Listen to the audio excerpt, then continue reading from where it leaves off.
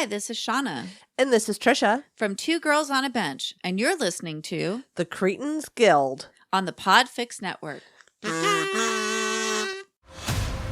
Begin PODFIX Network transmission in 3, 2, 1.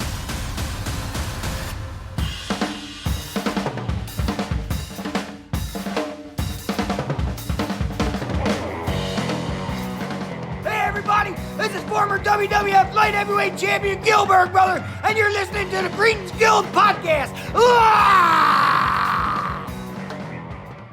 But the funny thing is that, after that, about an hour or so, after I wrapped all that up, I checked my inbox, and I got another interview email from Stadium over in Chicago, and that's going to be happening tomorrow.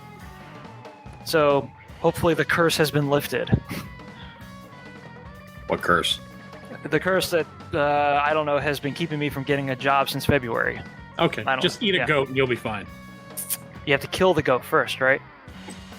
Well, you have to kick it out of the Wrigley Field first, and then yeah, that's the big. And then it's store for 106 years. Yeah, that's true.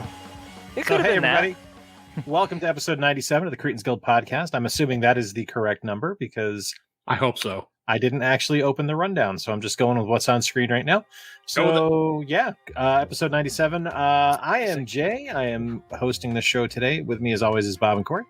Welcome to a world full of debauchery and idiocy and, honestly, irrelevancy, but that's okay. Mm-hmm. We're here for each other. Corey and I are located in Michigan currently. Bob is still down in Florida in what appears to be a kitchen.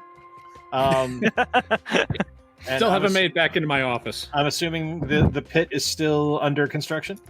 Yep, they still haven't fixed my shower, which affects my office because it's on the opposing wall. That sucks.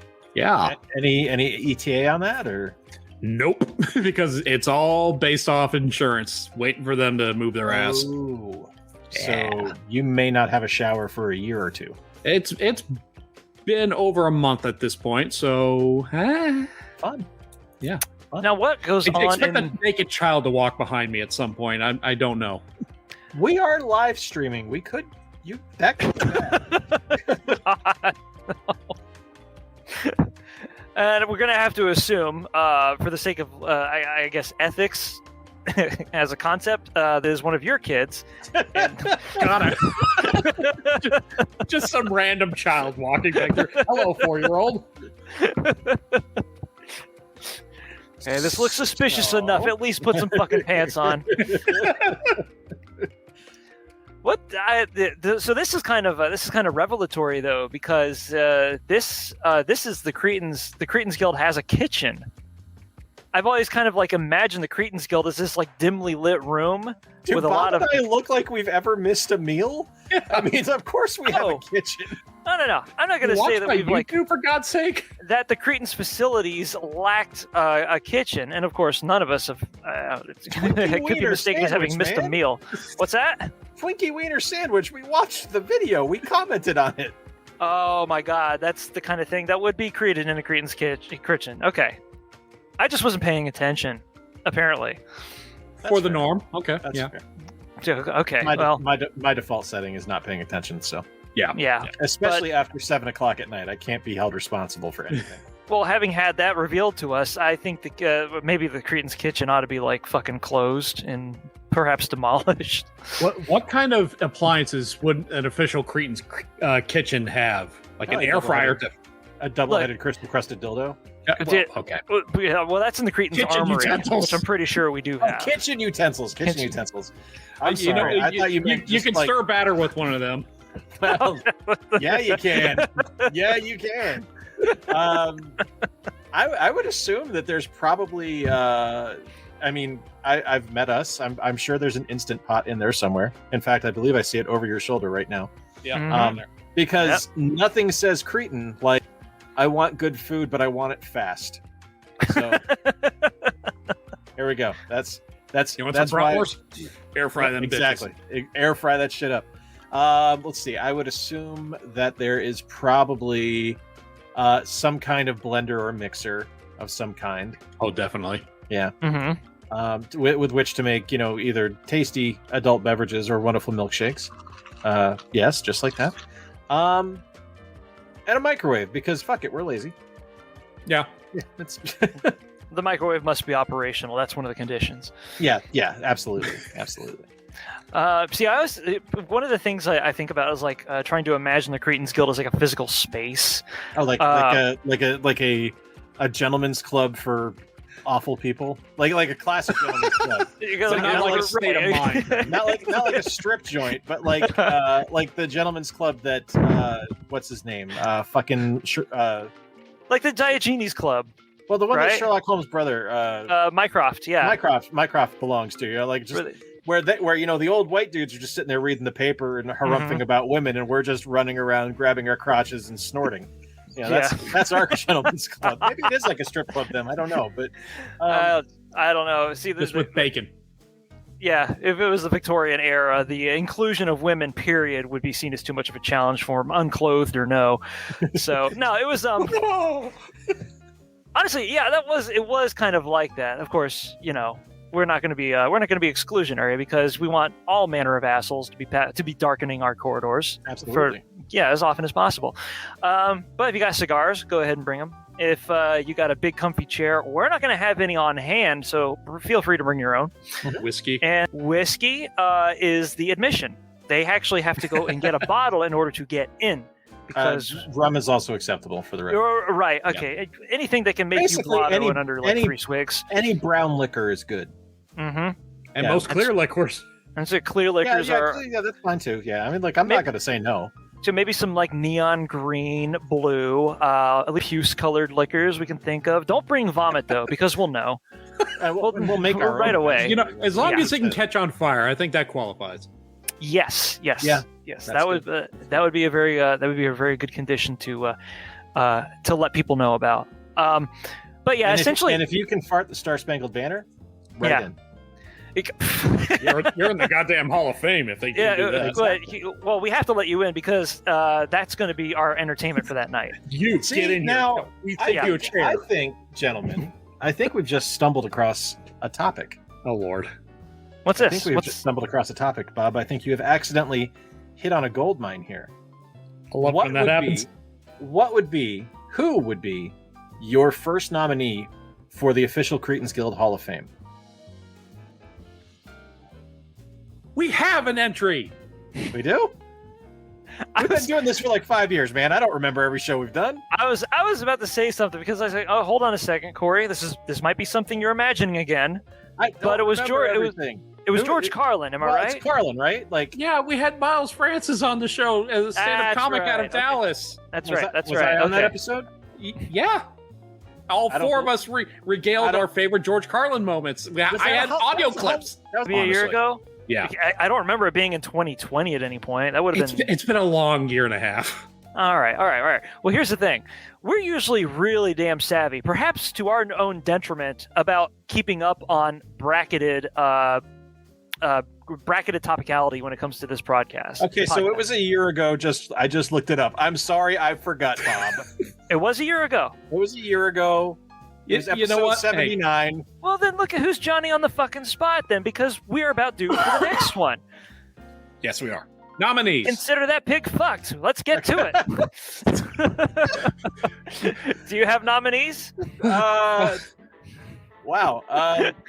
On the topic of pig fucking, I mean, Margaret Thatcher, right? Like, holy shit! Honestly, my nominee would be Stan Lee. Jonathan Lydon's in the house. Okay. That was Johnny Rotten's real name, right? I don't know. Oh, okay. Well, we'll let him be Johnny Rotten then, for the sake of our bants here. Okay, so you said Stan Lee. Uh-huh. Stan Lee. All right. Conditions. Okay, it's somebody that we all know about, right? Somebody who, well, ideally, or at least somebody that you can explain well enough for us to feel like we know them after you're done. Yeah, somebody that the three of us feel like a really, not so much personal, but a really strong connection with, either comically or philosophically or career-wise, that we just like, hey, we dig this guy, we dig this girl's work, whoever. I don't like the first person that came to my mind was Mel Brooks. Mel's a solid nominee. Shit. Well, you go next, Bob, because I'm kind of mull over my current pick, being that I don't know. This might be because of a timely. This might be because of a timely story, but it was somebody that I was kind of considered inducting into our Hall of Fame, and she would have a very good reason in terms of in having a discussion about like individuality to do so. But you go ahead and throw one out first. And I'm guessing I'm going to go with Mel Brooks is what Bob's going to suggest. Now, since I already said him, that's a good guess. If I had to throw another name, I don't know, Peter Cullen. Somebody who voices Optimus Prime and Eeyore at the same time. Why not? Yep. That's pretty good. That's pretty good. He's a pretty talented voice actor, that's for damn sure.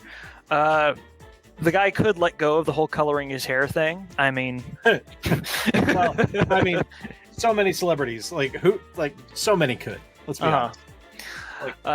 yeah, honestly, that's a pretty broad-reaching rule, and there's like Tom Cruise is not actually brown hair age anymore, and the dude keeps. I'm gonna pull back my Stan Lee nomination because I don't think that he's necessarily embodies what it is to be a Cretan. That's what made me think of that, actually. But I think there is someone that actually is in that orbit that does fit the role. Okay. James Gunn. That's a good one. That's a really very good one. And I think we could probably convince him to accept it and appear on the show. I'd have to go to the local hobby shop and get a statue made. Yeah, something would have to entice him, but that's pretty solid because his early career is very much of a DIY kind of stripe, having started in the Trauma studio and basically taking a very hands-on approach to advancing himself. So I could totally see that. I don't know. I was thinking about Elvira today and that story. Oh yeah, that's a good nomination. Yeah, about how she came out as bisexual. Jay kind of had to educate me on this a little bit. I thought she was like straight up just gay because she was did not know that. Yeah, well, she was with the same person for like the last 19 years, which is a pretty damn good run, married or no. Yeah. And no mention of her sexual alignment was actually thrown out there because, well, what are you going to assume? Oh, lesbian. Duh. She was always like so coy about having romantic partners, and I thought it was just to like not demystify the character or anything.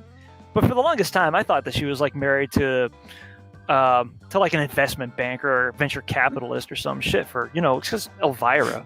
That would be perfect, right? Like, yeah, the Mistress of the Dark opposite. being married to a hedge fund manager. Yeah, exactly. It's like, who do you think was funding this midnight movie schlock for over 30 years? But and no, not man. Something depressing like Jim from Kinko's. Yeah, man. Jim was in the running, but ultimately he was not a she. Well, that's not even a relevant joke anymore because of the prior information we had just dispensed. Anyway, no, I was thinking that like because she did the whole midnight movie thing and made more than a name for herself, occupying such a narrow fucking niche in the entertainment industry, which is like straight up punk enough. And then she kept true to herself this entire time, knowing that if this information never got out, that it could jeopardize her branding, probably not her, career or anything. Maybe years ago. This day and age, nah, everything's fair game. And even coming out now is a pretty gutsy move because she's pretty much in the twilight of her life, and I would assume that if you're this old and you're coming out, you're not doing it really to impress people. Yeah, that's somebody who like is very married to the whole ideal of individuality, and I just kind of see that as somebody that would be parallel to us assholes, just with a bit more nobility about them, Sure. Yeah. So, what do you think her deal is? Is it more good doctors or is it good genes? I think it's a little from A, a little from B. Yeah, a little from both. Yeah, and I think it's just taking care of herself too. Like, I don't think something we have no idea how to do. Well, yeah, I think a lot of it is she is famous. She's able to get herself taken care of if necessary. I think she has good genetics, and I think she said, you know what, I'm going to look like this for the rest of my life. I need to not eat like those assholes in the Cretins Guild. So. And you know what? I can't fault her. She's not wrong. Like, yeah. Kind of like a sidebar to what you just said. In that she probably got work done where it needed to be done, but she still does look like she's an older person, just not with as many wrinkles as you'd expect. She does not look her age. I mean, there are people that are like maybe 15 to 20 years younger than her that look way older because they had too much stuff done to them. Yeah. And it kind of like, drove headlong off a cliff straight into the uncanny valley. But she never really fell into that trap. Which is like, fucking, hey, all right, if you got the money, you can make it work. Just fucking go full speed ahead. I like that. I like that entry. We're throwing out some good names, but we're not inducting anybody tonight. We're just throwing out names. These are nominations. These are nominations. Right, yeah. Except mine's topical, so it's obviously correct. It's a nomination. I mean, I'll give you that. Dual head shaking on that. All right, I understand. Great for a podcast. But yeah, definitely. For anyone that's listening to the show, either live right now, which looks to be no one, and if anyone who listens to the show wants to write in with your nominations or people you think are deserving of being in the Cretins Guild Hall of Fame, remember the bar is set starting at George Carlin, so there's a lot to live up to right there. They got to be at that level at least in some way, shape, or form. So well, it's kind of like when the Major League Baseball Hall of Fame first opened up. They had to put in Ty Cobb. They had to put in Babe Ruth, right? And like 5 of the biggest legendary names. Like, so all right, who's the first guy in? George Carlin. Yeah, exactly. Now, how long did it take the Baseball Hall of Fame to get the Rollie fingers? I think Rollie Fingers was and I know you're just asking it because his name is Rollie Fingers. He's easily one of my favorite personas in baseball. Not because he has a fucking weird name, but because he's Rollie effing. We've all seen pictures of the guy. Absolutely. He's almost like professional sports' only cryptid. Okay, so Rollie Fingers was inducted in 1992 into the National Baseball Hall of Fame. So he retired in. I like he has an entry as Mustache in his Wikipedia entrance. So he looks to have been a first ballot Hall of Famer. He pitched from 1968 to 1985. That's a pretty good career. That's a hell of a fucking career. He pitched for the A's from 68 to 76, the Padres from 77 to 80, and the Brewers from 81 to 85. Okay. That's fucking 3 teams solid. in 24 years. Like, that's crazy. Well, I can't wait till we get to our Rollie Fingers. But,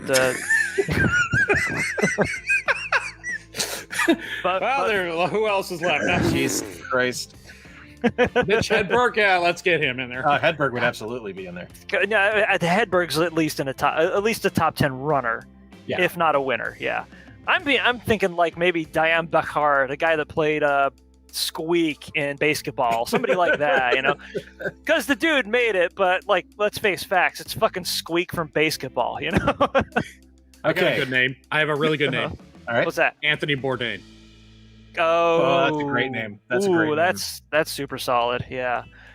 So how did we do this last time? Was it like, did we create a a social media poll?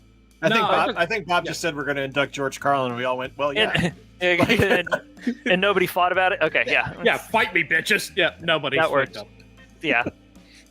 All right. Can I read the mustache entry for Rollie Fingers because it's kind of fascinating? Okay. Oh, you better. All right. BaseballReference.com ranks Fingers' mustache as the best in history, and that's a hell of a way to open this 2-paragraph entry here. But here we go. Okay, now I've got to look up this guy's photo. In addition to his pitching ability, Fingers was noted for his waxed handlebar mustache, which he originally grew to get a $300 bonus from A's owner Chuck Finley. Yeah. Oh, good old Chuck. What the fuck, Chuck? Additionally, Chuck Finley was one of my favorite pitchers of the 90s. He pitched for the Angels. Different Chuck Finley, not the Athletics owner.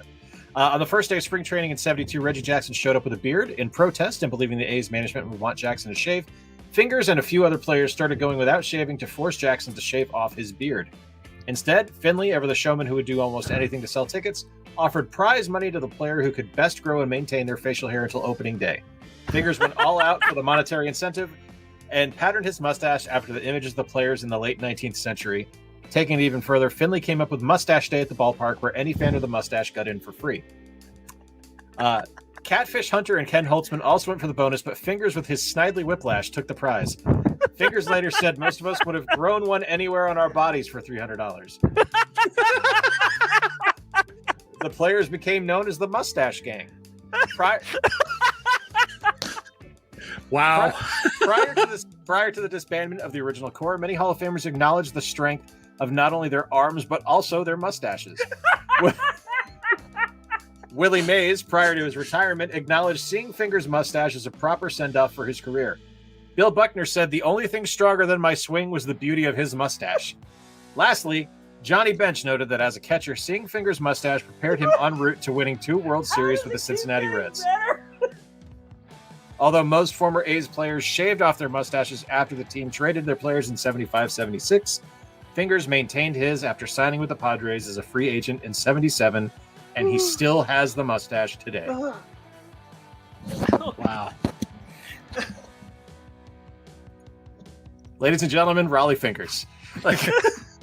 Which, incidentally, the fact that that isn't a band name is frustrating. Oh God, yeah. Oh Okay. my god. What kind of cover band would Rollie Fingers band be? Oh Jesus. Well, it's a handlebar mustache, so I gotta think like 1880s Wild West music. But seeing as how he's just going after money, like it was all for $300, it's got to be just like pop. Cars cover band? No. Like modern day, like just schlock pop, but done in an 1880s cowboy style. Yeah, 1880s. I know this. I know you're trying to describe your way around it, but basically PMJ. Sure. Yeah, not where I was going with it at all, but yeah, that works. Oh, no? No. Oh, I okay. was thinking Because like ragtime. yeah, because they do like the antiquated styles of music, but around Sure. like current day tracks and whatnot. Yeah. Dude, I thought I was gonna go mad when you brought Johnny Bench into it. I'm just like, this is like hitting all of the threads of like legendarily dank personas within baseball and sports. And it wouldn't fucking stop until you stopped reading. That's fucking crazy. Okay, I found this article on him where he played for the Boston Red Sox for 3 days. Fingers played for the Red Sox, really? For 3 days. The shit? I didn't know that. Rollie Fingers 3 days with the Red Sox. How do you like that shit? For any reason? Was he just visiting? What was going on? I don't know. He felt like having some chowder, and then he realized that it wasn't all it was cracked up to be? I have no idea. Like, I wonder if he, like, what the fuck happened? God. I This is said earlier that mesmerizing. my ribs have not been bothering me for about a day. Well, I'm glad I popped a painkiller. Sorry. Yeah, it was fucking worth it. I don't care. That shit was legendary. Good God, how this article goes on forever. I'll just take their word for it. He played for 3 days. Or at least was signed with them. So I think what it was, like, I remember hearing something about this years ago now that I'm looking at it. And from what I understand, Finley was like notoriously cheap and sold all of his players after the 75-76 season, or during the 75-76 season, which is when he played for the Red Sox, but it got deemed as an illegal sale or something like that. So they null and voided his 3 days with the Red Sox, and he just went back to the A's. So yeah. Well, I hope he didn't move all of his shit. Hey, Uh-huh.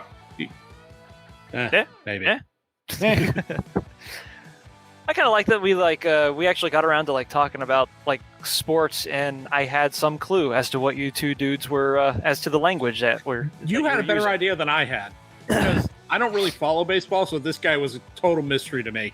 I look up his photos, like, that needs to go above my bed. Does it? Is that? Maybe. We'll just leave those reasons up to the imagination then. Okay, here we are. With the end of baseball's reserve clause, all players not under a multi-year contract were set to become free agents after the 76th season. Believing he would not be able to afford to re-sign his key players, the A's owner Charlie Finley attempted to sell Fingers and Joe Rudy to the Red Sox for $1 million each, and Vita Blue to the New York Yankees for $1.5 million in June. Bowie Kuhn, the commissioner of baseball, nullified the sale, saying the transactions were not in the best interest of baseball. Finley sued Kuhn, and he benched the players, saying they belonged to other teams. Oh, that's some shit right there. Members of the Athletics then threatened to strike against Finley if they did not play, and Finley relented, and after the season, Fingers signed to the Padres as a free agent. So for 3 glorious days, Rollie Fingers was a member of the Red Sox. Oh, man. How many Chuck Finleys are there in baseball?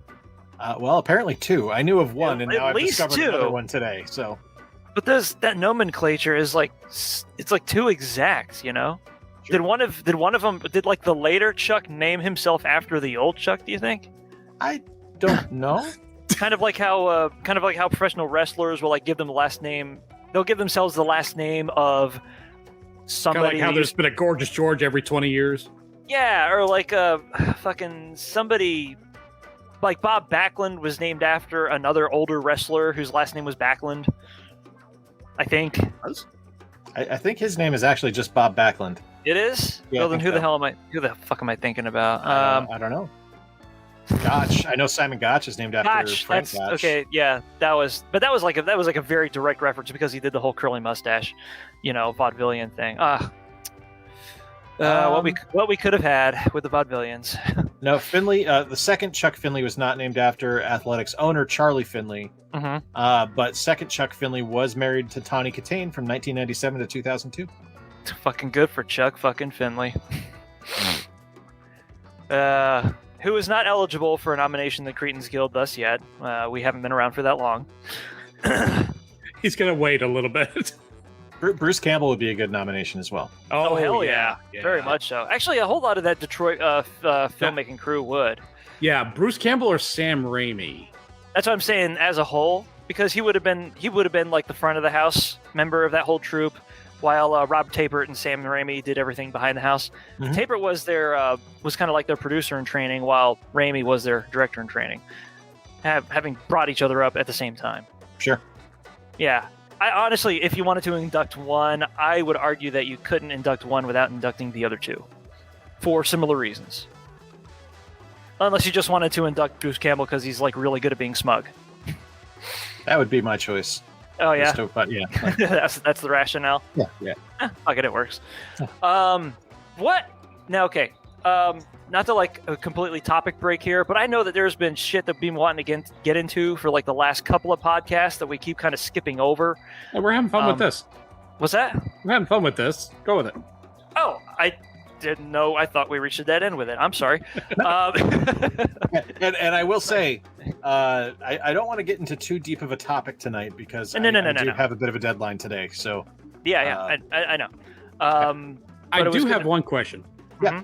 Corey, you posted something on your Instagram today or yesterday, sometime recently, of a new board game with a whole bunch of figurines. Yeah. Please tell me more about this. I do. Do you want to hear about the board game or the shit that I posted? A little bit of both. Let's start with the board game and we'll go with the post. All right. Okay. There's like mild drama, which is what makes this particular board game. It was a crowd-backed board game project, and I'm all about spending money that I don't have on plastic tchotchkes that are way too expensive for what they are. This is the way. In particular, though, outside of Legos, board games are kind of like my Achilles heel. And this one was called Ghostbusters X Men in Black Ecto-terrestrial. Jay, can you see it behind your monitor? You remind me what the name is? Oh, yeah, sorry. Ghostbusters X Men in Black Extraterrestrial Invasion. Ecto-terrestrial Invasion. Okay. So it was an amalgamation of two properties that I like, Men in Black, Ghostbusters. Yay, fan stuff.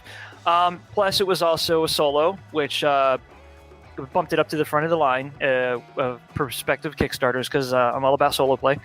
And It was also a dungeon crawler. Since I was kind of disappointed about what the Ghostbusters board game eventually turned into, I kind of had it in the back of my mind that maybe these guys had a take on it that would be a little bit less bare, you know? So I sprung for it. This was back in 2018. It was announced in 2018. Regular updates were done on the designers' webs, the designers' social media presence, Panda Cult Games, and then sorry, let me rewind a little bit. Regular updates were done on Panda Cult's social media, including their partnership with Ninja Division. But when that was announced, it kind of like lit a whole lot of board gaming geek controversy up because Ninja Division at the time was getting up to some crowd-backed shenanigans. So, fucking piece of shit. I think Jay might have a little bit of insight upon that if he would like to break in, or No, just keep going. I don't want to talk about those assholes. all right. It had something to do with a Ninja Division Kickstarter, but that was one that I did not back, so I don't know the whole story there. All of a sudden, both designers, Ninja Division and Panda Cult, went completely radio silent on this project. Now, every once in a while on the Twitter, they would drop like an indicator that they were still working on it, like a little piece of the 3D model that they used to print the figurines out with, etc. But for the most part, there was like, not even you know what, we're kind of hanging on this because we're getting some stuff sorted out. We'll let you know when we got everything ready to go. Not even that much. Then all of a sudden, back in a couple of months ago, they put the backer kit page up, and their Twitter was like, boom, here it is, guys. Now you can buy our shit for real. And it was just, where the fuck did this come from? Because for the longest time, people were like, okay, the Ninja Division thing kind of tanked everybody. They don't know what to do with the funds that they had already received. So this might look like another missed backer project. Just, you know how this goes by now. Don't count your chickens before they hatch and all those other, cautionary cliches. But no, they were going forward with it. As it turns out, they severed their relationship with Ninja Division in order to get this project going forward. But it still took like 2018, 2019, 2020, 2021, maybe about 2.5 years before this project came to fruition. And me, because I'm kind of a stupid ass, was like, I don't care. It exists. Here's the money. Go ahead and take my dollar coins. I just want to play your goddamn board game, and I don't really care how much longer I have to wait for it. And now, here it is. It's right over there in front of Jay. So yesterday, yep. So it's a gorgeous board game. I mean, we both gawked at it yesterday for an extended amount of time. Yeah, it's absolutely stunning. I ran a couple of opening scenarios so I could get those photographs. The spawns work a lot like they do in Ghostbusters. Big shock there. It's a dungeon crawler. But it's more independent. I mean, despite the fact that you have to create teams, it's usually teams of 2 players or more and not prescribed amounts of players like in the original Ghostbusters board game scenarios. And that's kind of diving down the detail rabbit hole there, so let's not go into that too much. But I got a bunch of photographs of it, and in the middle of making that post, I, for some reason, just started shitposting like an asshole all over Instagram because I know that nobody except for you guys and a couple of other friends are going to look at it. So they might as well be. Yeah, except Panda Cult. They were the first ones to like the post. And I'm like, you guys didn't go all the way to the end of the slide track, did you? Because at the end of the post, for one thing, for some reason, at the end of the description on the actual post, I started going into this rant about how of a nasty ass phoebe Ray Stantz is for fucking an actual ghost in the movie, and how much of I don't think he really told anybody that he worked with, but it was still one of the things that stuck out to me about that movie that's just so unseemly for what is not actually a wholesome franchise, but one that had Did he fuck the ghost, or did the ghost fuck him? Well, it happened. If you want to go, it happened. If you want to go into detail, We're getting to Bill Clinton territory here. You're right. Yeah. What's coitus? I don't understand. Now, the bummer about that is that Ray Stantz will tell you in excruciating detail exactly what coitus is, especially perchance as it happens to be doing it to a fucking ghost, and why it's not technically necrophilia, because it's not a corpse. But it's almost legendary in that fandom. Ray Stantz fucked the ghost. So I put that at the end of the post over there, and then I started sliding all the photographs in, and in the middle of it, I think I saw the picture of the Crown Victoria, and then the picture of Walter from the EPA next to each other, and then I was like, I gotta make a joke about this. And then I saw the Rick Moranis mini. I was like, I gotta make a joke about this. And then I was like, you know what? Ray Stantz still fucked the ghost. I'm gonna make another joke about that. So, literally, at the end of the entire photo roll is a still of Dan Aykroyd from the first Ghostbusters movie, looking smugly into the camera, taking himself a big old satisfied puff on one of his coffin nails that his character has. And the caption on it is, "This is the face Ray Stantz makes when he sees a fuckable ghost." And Pandacle still liked the post, man. Yep. And that's because they didn't look at it. That's because they didn't look at it. Yeah, some of these companies have bots set up to whatever you're mentioned, just like it. Don't care. Yeah. Like it. But hey, that's engagement, and that's still liquid cash. Yep.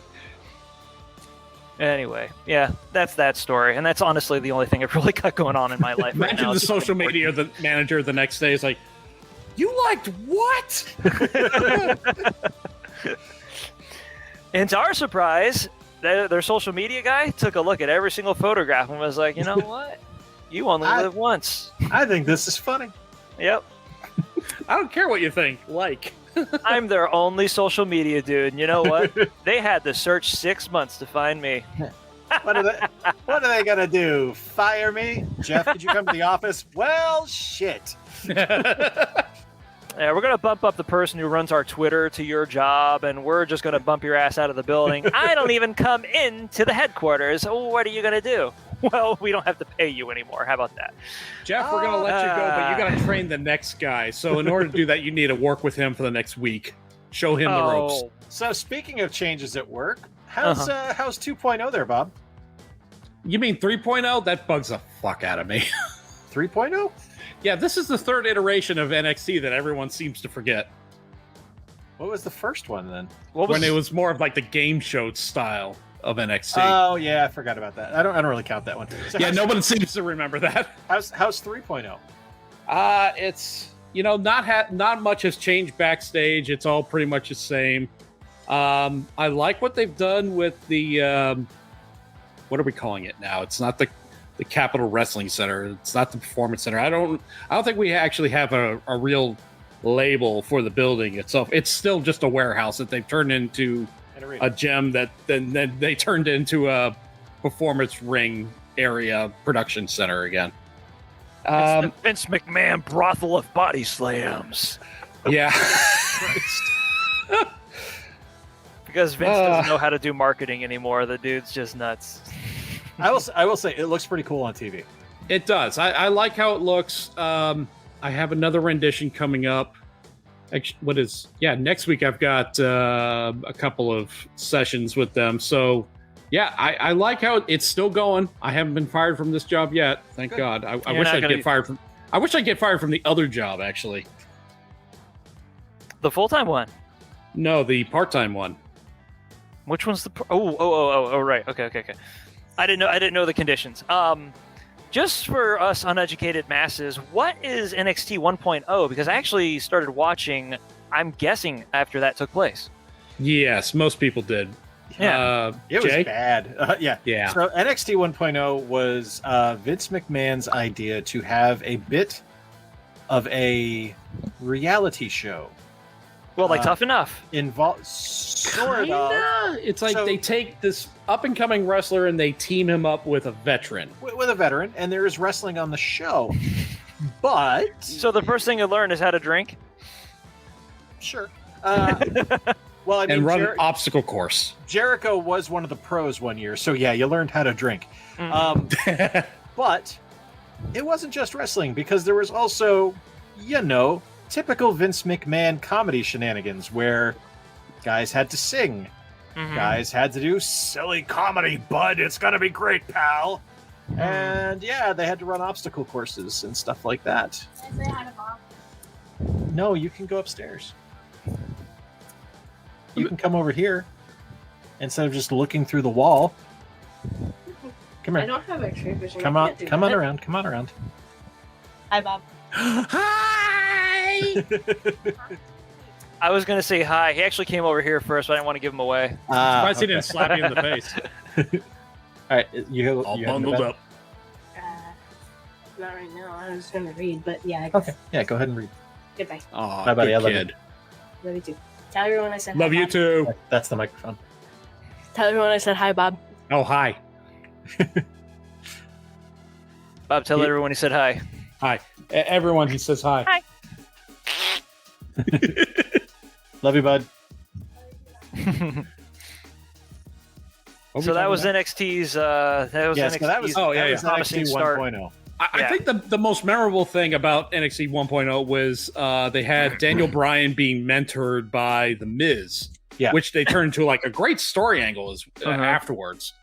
And it actually it involved years later, but it was still pretty much, hey, pick up this keg and run around the ring 3 times, like nothing training wise. Nothing worth a damn. It was Yeah. So it was all nonsense. Like It was like Miz hijinks. It was basically what replaced ECW. Yeah. Mm-hmm. That sounds perfectly miserable. Okay, well, I'm glad Triple H got his hands on it. Yeah, that's when they fixed it. Yeah. Speaking of which, is he like off of Wrestling Creative now? Like, period? No, he is off right now because he just had heart surgery. But from what I've been told, is everything gets Vince McMahon and Bruce Pritchard's thumbs up, but Triple H, HBK, Matt Bloom, and their group, they're still organizing the show. It's just now they have to pass everything through Vince or Kevin Dunn or one of his lackeys. Gotcha. Because they've been doing such a bang-up job with the big products in the last couple of years, right? and there's some evidence of, like, we had this one guy debut last week, the son of Rick Steiner. Yeah. Where they gave him he's wearing Rick Steiner's gear. He's doing Rick Steiner's moves, but they called him Braun Breaker. Huh. Yeah, I'm I'm hoping that like some storyline's going to come out. It's like Triple H is going to come marching down the ring. He's like, "This is stupid. You are the son of Rick Steiner. You are now Rex Steiner," because I think that's his real name, Rex Steiner. Yeah. Oh. So it was. So this guy was. I don't know if this is part of the what could be a gimmick or what might turn out to be a gimmick, but he was basically doing the whole Jacob Dylan thing, where he's like, yeah, I might be Bob Dylan's son, but I'm trying to distance myself from him as far as possible by giving myself the last name Dylan. It puts a taste in my mouth, like the whole Curtis Axel thing. We know you're the son of Mr. Perfect. Why don't you just run with it? Especially when they keep displaying like all these legendary guys like Goldberg and Edge and everybody's like, you have the son of these performers right there, and you don't call them their name. Yeah, and Gilbert. We're not forgetting Gilbert. I believe you mean Cretins Guild introducing former WWE Light Heavyweight Champion Gilbert brother. The Cretins Guild mouthpiece, former lightweight WWE champion Gilbert, who may or may not have children. I don't know. That's a good question.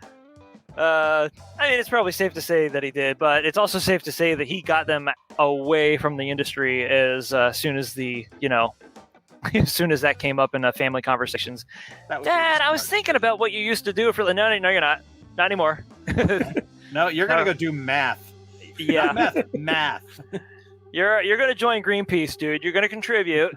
You're gonna be a dentist. And you're not gonna have your dentist. Like Isaac Yankum. God damn it. Definitely not like Isaac Yankum. Just don't want to have that belt taken off of you by S.A. fucking Rios. Oh. Hey, as great as Papi Chulo was, you knew that was like a decision made the night of. be quiet. Don't you ever insult the name of Mr. Aguila ever again. I'm not insulting Mr. Aguilera S.A. Rios Papichulo. I'm just saying that Gilbert, well, he could have held on to that belt for one more week. He held it for like 2 years at that point. Gilbert's the one who beat S.A. Rios for the belt. Oh, really? Like originally? Yes. Oh, that I didn't know. No, S.A. Rios changed his name to S.A. Rios, had Leah debut with him, and then he beat Gilbert on SmackDown. Oh, no, I thought that was on Heat. It could have been Heat because they taped them on the same day, so they had the spine stage and everything. Fair So it was one of the two. Okay. That's true. That was before the era of Mr. Fisto. This is 25 years ago wrestling history with wrestlers that don't fucking matter in the grand scheme of things. Yeah. Debating With the the Cretins logistics between S.A. Rios and Gilbert. I think like vintage sports is kind of like the wheelhouse that we found ourselves trapped in tonight, starting out with Rollie fingers. Fucking fingers of all things. Rollie fingers to S.A. Rios. That is the mind map of the Cretins Guild podcast episode 97. We need to reverse this. All right, who would be a good Cretins Guild Hall of Famer wrestler? Mick Foley. Mick Foley. I would throw one out for Al Snow. Roddy Piper. Fucking Roddy Piper. Who is legitimately a Cretin. Yes. Yeah. Mick Foley's a nice dude. Roddy Piper. Yeah, he had a hit and run or two, or 12. Yeah, he was a mess. But he also he knew exactly what he was talking about every second of every day. The man could talk. Yeah. All the time, and he also knew the business inside and out too, which is one of the most impressive things to read about. If you ever go into like any interviews that are taken with him, it was just like when he comes out to the ring, he puts on a very convincing show. I'll tell you why that show is very convincing in a second here. But he puts on a very convincing show of like not knowing what the fuck is going on at any one time, but still having something to say about it, and just being just kind of like loose. And that's true, because for the most part he was, but that demeanor hid like a mind that was razor sharp.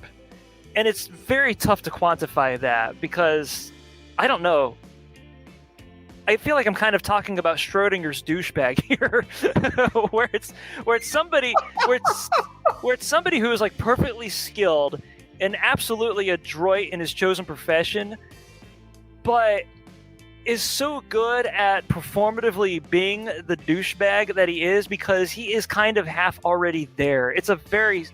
He was a hell of a dude to meet. And there was a time on fuck, I feel like I've told this story already. There's a time on go ahead. I'm just remembering this one promo he gave. I think it was back in WrestleMania 1 or 2 where he's fighting Mr. T. Mm-hmm. And he makes some kind of comment along the lines of that Mr. T wears more gold chains than his ancestors used to. And I was like, whoa. That would not fly today. And he was in full on character. So this wasn't like Roddy. This was Roddy Piper talking. But at the same time, you'd get raked over the coals this day and age if you said something like that. That's a verbal napalm. Yeah. But he knew how to hit those buttons. He knew how to trigger people. Yeah, he did. But there's another side of him. That was there was a character that he played on It's Always Sunny in Philadelphia, the Maniac. I don't know if you've ever seen any episodes of it. It was basically it's a professional wrestler who's like super hard on the skids, actually lives in his car, and is like 3 sheets to the wind and constantly slurring his speech when he's talking to people due to the heady cocktail of head injuries plus, said overindulgences, right? And I was watching his first appearance on the show with somebody, and they were like, God, that's kind of like how most wrestlers are that are that age, right? And I go, well, that's how he is. That's how he is. If you replace the car with like a large house, that's pretty much Roddy fucking Piper right there. That's the whole experience. Just being like, couple of paces, dude. I need you to back up. He gave off a stench. I remember you saying that.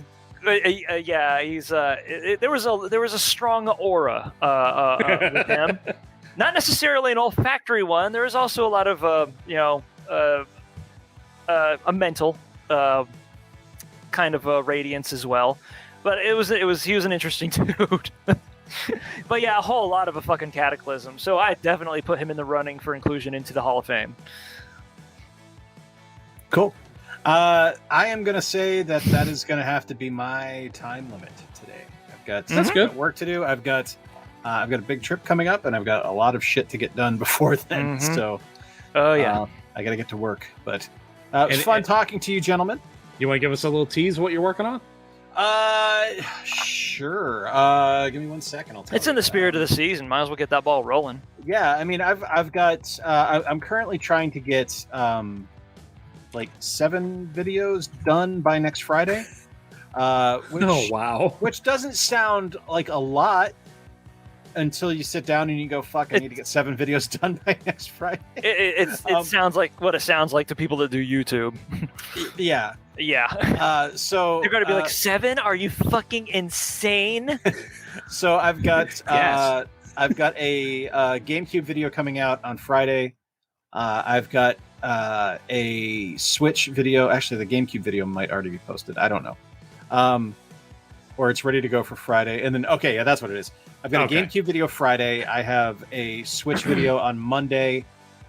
Next Friday is the 1st of October, which is when I am incommunicado for 2 weeks on my trip. And I have a Halloween game or a Halloween list of 31 games that you can play in October. 1 new game every day. Ooh. I've got a video I'm doing with games to pick up as kind of foundations for a collection for the Wii, because it's a good time to buy Wii games because they're dirt cheap right now. So 5 great games you can get for under $25. Most of them. Most. It's the 50th anniversary of Disney, so I'm doing a video with my 10 favorite Disney games. And then my favorite 2D platformers from each console generation, and then an eShop video where I get 5 games that are Halloween themed that you can pick up for under $25. So that's all the shit I have to get done in the next week. Is that all? That's I only all. have 3. Yeah, it's yeah. I may end up having to edit some on the train ride out to California and Seattle, but I'm hoping to be done before we leave, so I just don't have to fucking worry about it. So I mean, find a better reason to give the hardware a spin. Your portable workstation.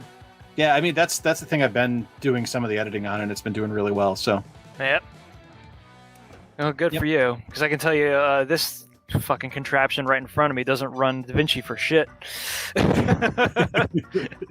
Yeah, boy, Microsoft, you got a lot to talk. You got a lot to answer for there, pal.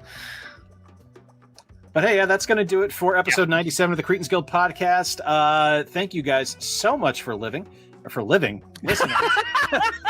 Thank you for living as well, because if you were dead, you wouldn't be listening. Thank you for breathing. Yeah. You can follow us on Twitter, Instagram, Facebook, and YouTube at Cretins Guild, all one word. You check us out anywhere. We are, of course, part of the PODFIX network. PODFIX like a motherfucker.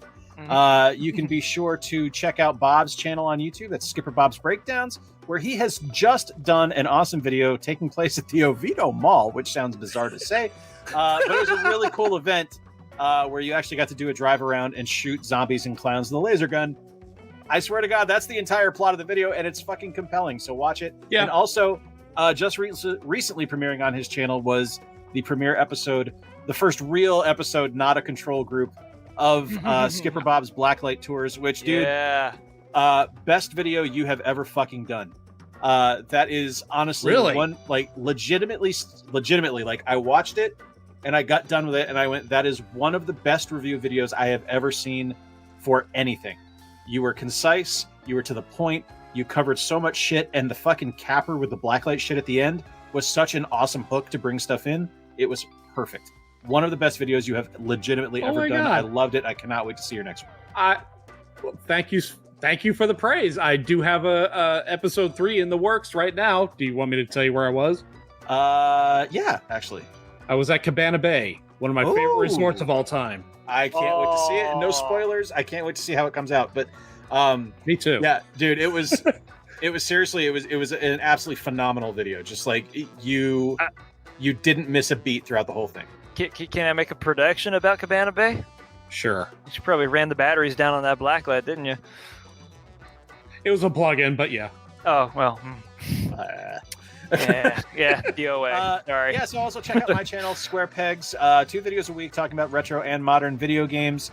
I have surpassed the 1,000 subscriber mark, which is pretty cool. And I am so dangerously close to being monetized. I would love to get there. I'm like 50 hours away from being there. It's so fucking close. You could just freaking taste it. Well, it's yesterday I was 15 hours away. But because I lost a day from the previous year, I'm now at 50. So, yeah, it was 2 steps forward, 3 steps back. But that's okay. Watch his channel, folks. Yeah, but it's kind of like... Please watch my channel. I'm fucking begging you. Feels like closing the gap on Fury Road, doesn't it? Yeah, it Getting really those does. last I was about to say it's so close. last couple of minutes. It's not a couple. But you're getting there. Yeah, but so I'm on my way there. But yeah, do check out both channels; they are really good. And follow Loser Got Lost on Instagram. One of my favorite Instagram feeds. Some very clever shit on there. And the dude who runs it is an absolute prick. But yeah. But you know what's nice about that account is I'm not putting up macros of Dan Aykroyd mugging before he fucks theoretical ghosts. But yeah, do check that Instagram feed out because that's some of Corey's best work. I enjoy it whenever he posts something. So please do check it out. That's high level shit posting is what that's called. Whatever, it's good. Shut up. Yeah. Take the praise. Good shit.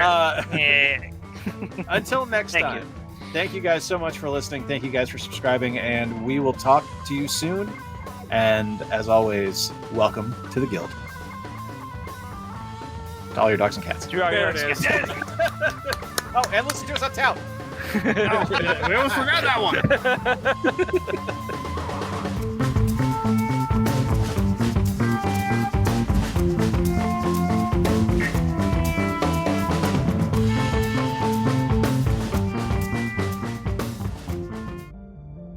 You've been listening to a podcast of the PODFIX Network. Discover more audible gems like this at podfixnetwork.com.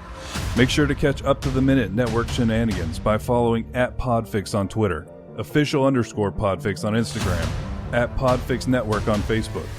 And make sure to subscribe to PodFix Presents wherever you choose to find podcasts. The PodFix Network, artist owned and loved. Ta-da! Yay! Tout.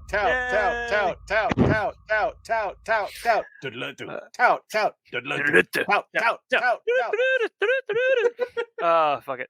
It's always a cleansing feeling